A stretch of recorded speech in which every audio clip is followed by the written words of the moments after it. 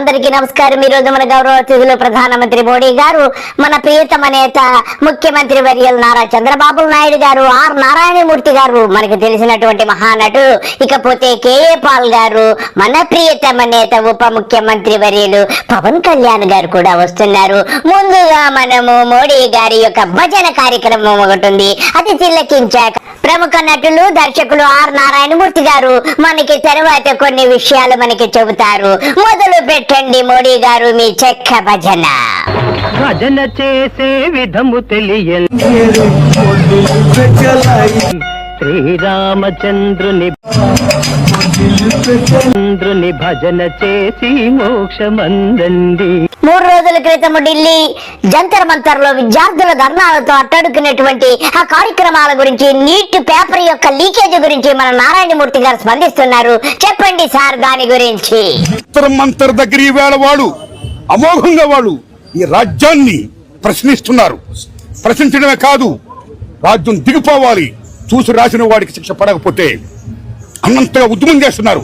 ఆ చేసే ఉద్యమానికి రాత్రి నరేంద్ర మోడీ గారు, అమిత్ షా గారు, ఇలాంటి పెద్ద పెద్ద నాయకులందరూ కూడా అలా వణుకు పుడుతుంది ఈవేళ। That is the greatness of students, that is the greatness of truth.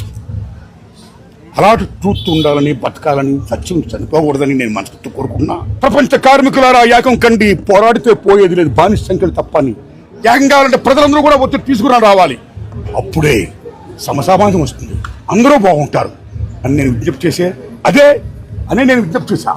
అదే అసలు చేసిన వాళ్ళు నాగన్న। చాలా సంతోషం నారాయణమూర్తి గారు, మీకు మా ధన్యవాదాలు। ఇకపోతే కేటీఆర్ గారు వస్తున్నారు। మోడీ గారు మీరు ఒళ్ళు దగ్గర పెట్టుకొని ఉండండి, పిల్లలతో ఆడుకోవద్దు, యువతతో ఆడుకుంటే మీకు పుట్టగతులు ఉండవని చెప్పి కేటీఆర్ గారు హెచ్చరిస్తున్నారు। చెప్పండి సార్ మా మోడీ గారి గురించి, ఎలా పరిగెత్తారు వీధుల్లో, అన్ని విషయాలు మాకు తెలియజేయండి। మోడీ గారు జాగ్రత్త పడు, తరం మారుతున్నది, స్వరం మారుతున్నది, నవతరం వరస మారుతున్నది, రాజ్యమా ఉలిక్కి పడు, గుర్తుపెట్టుకో, జాగ్రత్తగా ఉండు। వాళ్ళు అనుకుంటే మొన్ననే నేపాల్లో ప్రభుత్వం కుప్పగూలింది, ఈ పిల్లలు తలుచుకుంటే శ్రీలంకలో బగాయించి అక్కడున్నోళ్లను ఉరికిచ్చి దేశమవతల దాకా పోయేదాకా విడిచిపెట్టలేదు। కాబట్టి ఎవరితోని పెట్టుకోవద్దో మోడీ గారు, వాళ్ళతోనే పెట్టుకున్నావు, వాళ్ళ అహం మీద కొట్టినవి ఇయ్యాల। చాలా సంతోషం కేటీఆర్ గారు, మీరు చెప్పిన మాట ప్రతి ఒక్కటి అక్షర సత్యమని నేను నమ్ముతాను। యావత్ దేశ ప్రజలే కాదు, రాష్ట్ర ప్రజలు, దేశ ప్రజలు అందరూ కూడా నమ్ముతారని నేను భావిస్తున్నాను। ఇకపోతే మన ప్రియతమ నాయకులు కేఏ పాల్ గారు వచ్చారు।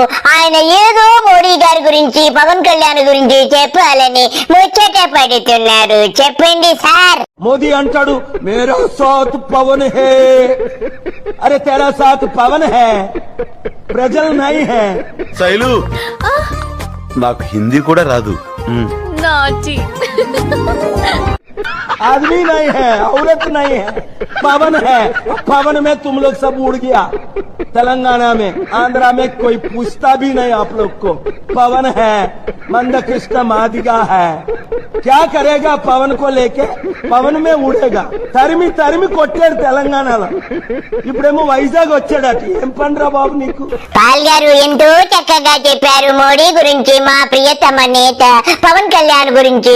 ఇకపోతే మీరు మరీను మా పవన్ కళ్యాణ్ గారు వైజాగ్ లో ఏదో పని ఉంటుంది, మీరు అలా అడగకూడదు, ఏయో సొంత పనులుంటాయి, మీరు అలా అడిగితే ఏం బాగుంటుంది చెప్పండి। ఇకపోతే మోడీ గారు వచ్చారు, ఏదో చెబుతారట, చెప్పండి సార్। అంగేన ఘాత్రం నయనే వక్త్రం న్యాయేన రాజ్యం లవణేన భోజ్యం లవణేన భోజ్యం। మోడీ గారు మీరు అన్నది లవణేన భోజ్యం కాదండి, లవణేన భోజ్యం। లవణము అంటే ఉప్పండి బాబు, మా కర్మరామ ఆయన ఎక్కడ రాసుకుంటావో, ఎక్కడ చదువుకుంటావో, ప్రాంప్టింగ్ సరిగ్గా లేనట్టుంది, తోని బాతుకొచ్చాడా। బాబు గారు వచ్చారు, ఏదో చెబుతారట, చెప్పండి బాబు గారు। పెద్దవాళ్ళందరూ చిన్నగానే పుడతారు। ఏమన్నారు బాబు గారు? పెద్దవాళ్ళందరూ చిన్నవాళ్ళుగా పుడతారా? నువ్వెలా పుట్టావు? నువ్వు గేదెలా పుట్టావా? సిగ్గుండాలి, ఏం మాట్లాడుతున్నావు? నీకు ఈ మధ్య మతి పూర్తిగా భ్రమించిపోయింది, పిచ్చి పీక్ స్టేజ్ కి వెళ్ళిపోయింది అనడానికి ఇదే ఉదాహరణ బాబు గారు। ఒక మహాత్మా గాంధీ గారు, అంబేద్కర్ గారు, లేకుంటే మొన్నటి వరకు ప్రెసిడెంట్ గా పనిచేసిన అబ్దుల్ కలాం బాబు గారు మీకు పిచ్చి పీక్ స్టేజ్కి వెళ్ళిపోయింది బాబు గారు. మహానేతలందరితో నువ్వు పోల్ చేసుకుంటున్నావంటే, నీ డబ్బా నువ్వే కొట్టేసుకుంటున్నావంటే, నా మొగుడే పిచ్చాలి, ఆ వాసన చూసి నేనే మెచ్చాలందంట వెనకొటకు ఒక ఆవిడ. అలాగుందిరా నాయన, నీకు మాత్రం పిచ్చి బాగా ముదిరిపోయింది. గారు నేను గాని అందరం కూడా సామాన్య కుటుంబాలను పుట్టాం. ఇండియాలో మన డబ్బా ఎవడు కొట్ట బావా, మన డబ్బా మనమే కొట్టుకోలే. అలీ గారు మీరేమీ బాబు గారికి చెప్పాల్సిన పని లేదు. ఆయన సెల్ఫ్ డబ్బాలు కొట్టుకోవడంలో అందివేసిన చెయ్యకపోతే ఒక తల్లి అకౌంట్ లో 13,000 రూపాయలు పడ్డాయంటే ఇది పెద్ద విచిత్రం అంట. మొదలు పెట్టండి బాబు గారు మీ సొల్లు.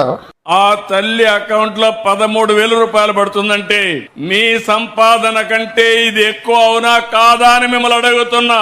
ప్రజల సొమ్ము ప్రజలకు పంచి తన దానకర్ణుల్లా మాట్లాడుతున్నాడు. అరే మీ తాత సంపాదించిన ముల్ల ఇంటి నువ్వేంది ఇవ్వడానికి? మీ తాత సంపాదించిన ముల్ల ఇది. పవన్ కళ్యాణ్ గారు మీలో ఇంత పరిపక్వత వచ్చిందంటే నా మనసు చాలా ఆనందముగా ఉన్నది. ఎంత చక్కగా అడిగారు, మీ తాతగారి ముల్ల అని అడిగారంటే మీరు ఎంత తోపు. అంటే బాబు గారికి, చిన్న బాబు గారికి, మీకు కూడా ఎక్కడో పెడిసినట్టుంది. గవర్నమెంట్ ఎక్కడి నుంచి డబ్బులు తెచ్చిస్తామంటే ఇది ట్యాక్స్ పేయర్స్ మనీ కదా. ఇది 42,70,000 మంది తల్లుల అకౌంట్ లో డబ్బులు వేసా. మీరు 42 లక్షల మంది తల్లులకు మాత్రమే ఇస్తున్నారు. జగన్మోహన్ రెడ్డి గారు ఇచ్చింది 44.5 లక్షల మంది తల్లులకు ఇస్తే మీరు 42 లక్షల మంది తల్లులకే ఇచ్చి 20 లక్షల మందికి కోత వేసినటువంటి పరిస్థితి. అది తెలుగు ఎన్డీఏ ప్రభుత్వం యొక్క విశిష్టతనే. మరి ప్రజలు కష్టపడి కట్టిన ట్యాక్స్ నుంచి వచ్చిన డబ్బు గవర్నమెంట్ ఎక్కడి నుంచి డబ్బులు తెచ్చిస్తామంటే ఇది ట్యాక్స్ పేయర్స్ మనీ కదా. ఇది వాళ్ళ డబ్బు వాళ్ళకి ఇవ్వడం వాళ్ళ హక్కు. అది నీకు నువ్వు దానం ఇచ్చే దానం కాదు, ఇది మర్చిపోకేది. తల్లికి వందనం కార్యక్రమం చేపడదాం. అమ్మ ఒడి నాన్న బుడ్డికి వెళ్ళిపోయింది. బాబు గారు పవన్ కళ్యాణ్ గారిని చూసైనా నేర్చుకోండి. అమ్మ ఒడి నాన్న బుడ్డికి వెళ్ళిపోతే మరి తల్లికి వందనం ఏ బుడ్డికి వెళ్ళిందో కూడా చెప్పరా? యూజ్లెస్ ఫెలో తోని బాతుకొచ్చాడా. ఇకపోతే పవన్ కళ్యాణ్ గారు వచ్చారు, మొదలు పెట్టండి సార్. అలాగే హిందూ మతంలో కూడా ఇప్పుడు నేను తిరుపతి లడ్డు విషయం గురించి మాట్లాడితే చేసిందంత ఎవరు? క్రిస్టియన్స్ లేరు, ముస్లింస్ లేరు, హిందువులే. హిందూ మతాన్ని గౌరవించిన హిందువులు అంటే నా చిరాకు. నాకు దాంట్లో ముస్లింస్ ఎక్కడున్నారు, క్రిస్టియన్స్ ఎక్కడున్నారు?